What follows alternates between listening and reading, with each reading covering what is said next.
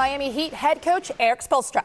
Got that gold chain on. Erik, is it a point, you reach a point where when you can, it's obvious players are hurting, that you simply have to change things because they are not their best selves?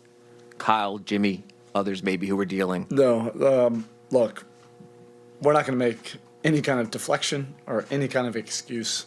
You know, Boston beat us tonight, and let's be clear about that. There's guys that are far from 100% on both sides, and that's why this is, you know, just intense competition. It's playoff basketball. You know, even as poorly as we played offensively, we still were able to compete, you know, defensively and hold them under 100. You know, for the most part this season, when we've been able to keep teams under 100, we've been extremely successful. You know, sometimes that just happens. You know, I would say for 3/4 of the game, or at least close to 3/4 of the game, I really liked a lot of the execution and the looks we were getting. We missed, you know, a lot of open threes, and some other shots, either like around the basket or in the circle, at the rim that we normally make.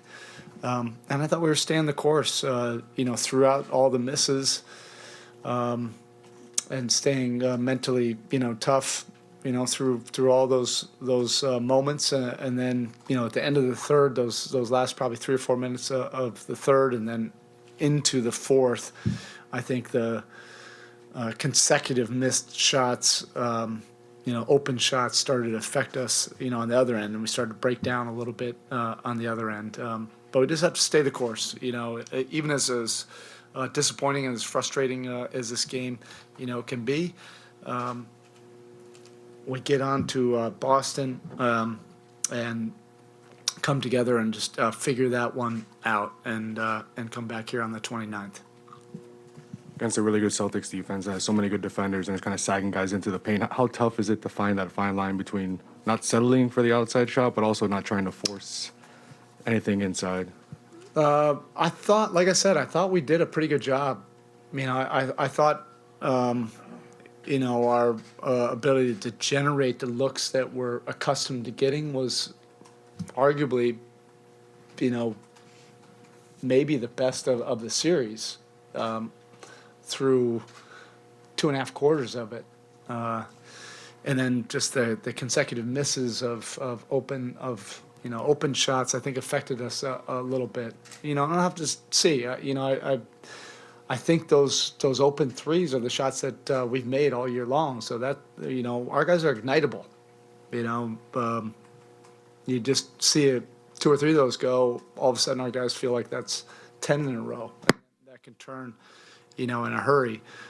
It didn't tonight. What I, you know, was hoping to see was, even through all the misses and, you know, some of the frustrating offensive possessions, that you still, you know, stay the course and make this a legit throwback, you know, playoff game where, you know, it ends up being in the high 80s or low 90s, and you give yourself a chance at the end. But we just weren't able to overcome, you know, those the inefficiency offensively. But you know, I do want to get to the film. You know, I know everybody says that afterwards, but I feel like we got shots in our wheelhouse for a large part of the night. Erik, it seemed like Gabe gave you good energy Yeah. off the bench, but Kyle and Max have made, I think, 1 shot between them in 2 games. Do you think they're pressing at all at this stage? No, I don't. I think it's an easy thing to point to. If you have an open shot, you take it, you shoot it. Like that. Those are shots, you know, that are fully into the context of what we do. I don't think either one of them played outside of themselves. You know, those are the offensive possessions that we've had, you know, for a large part of the season. And even a lot of our actions and just how the offense was functioning, you know, I thought was way more in our wheelhouse. We were much more purposeful and intentional. You know, if you remove the emotion, you know, of the misses, you know, I don't even know. Okay, yeah, that's not a great 3-point percentage. I mean, we all felt it, we all saw it. that's why I want to be like objective about it. You know, they did block a couple of our threes, and look, they're a great defense. So it's not like we're going to score 130. What I'm looking at is, are we getting shots in our wheelhouse, shots that are in our strength zones, and if we're missing some of those shots, you can't, panic and just try to reinvent things. I know how ignitable our guys are. That can turn in a hurry, particularly on the road. Ethan mentioned Gabe, and a lot of those guys are applying a lot of ball pressure, and you're trying to force turnovers. It seemed like you're getting those turnovers in the first half. In the second half, Boston, is it as simple as Boston cleaning it up and not giving you those live ball turnovers, or is it something else? Yeah, again, Coop, I don't know if it's realistic to hold them to 79. In the playoffs, if you're holding them to 93, you think that, hold them under 100, you got a great chance to win it at home. Yes, there were some breakdowns defensively. I think the breakdowns happened, in the fourth quarter, just after a lot of frustrating, misses and shots that we're normally used to seeing go down. I think that probably affected us a little bit, but those are in the margins. I think defensively we did enough, certainly, in a playoff game to put ourselves in a position to win. We also had probably 4 or 5 deflections, hands on it. We're there. We're used to seeing those, turn into steals and somehow, a cloud of dust, and they ended up with it and would hit a big one after that. There's just some really unfortunate bounces and things that led to baskets after a deflection. Even when Boston had their two bigs out there, you went small when Bam wasn't in the game. What did you see that kind of got you to go that way, and how did you think that those lineups fared tonight? Yeah, I thought it was good. And I thought I thought we were executing with purpose, with intention. It's not all perfect. We had some turnovers along the way, at key times when we had leads that possibly we could have pushed it a little bit further along. But again, I do think that we did get some open looks and shots that are in our offense, which is tough to generate against a really good defense, and tougher, to generate the further you go along in the playoffs. But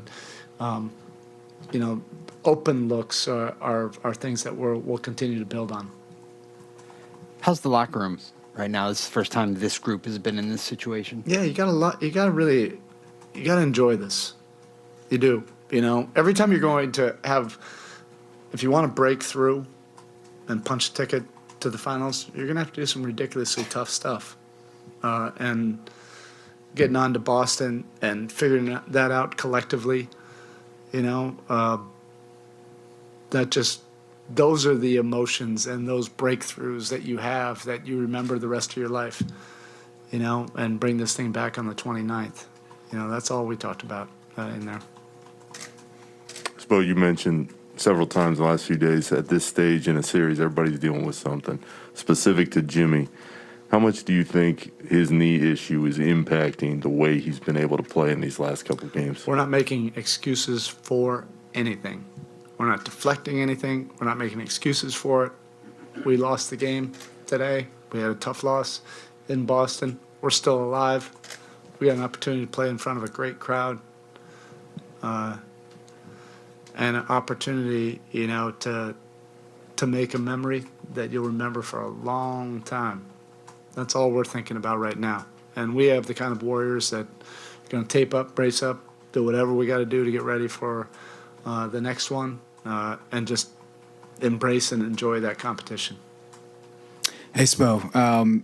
Jimmy Butler lives at the free throw line typically, not talking about his knee specifically, but only 6 free throws in the last 3 games. How do you get him back to the charity stripe? Yeah, I think he had some really good, clean looks. And the way they're playing him, he might not be able to just barrel down there and create a bunch of contact. He missed probably 3 or 4 that are right at the rim in the circle, then a couple, other pull-ups, and that's just the way the game goes. You make a few of those. Now if guys are leaning, he knows what to do with the rest of it.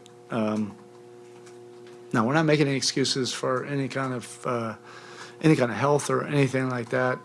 We're just going to figure it out, and get on up there to Boston and enjoy that competition. All right, Coach. Thank you. Thank you.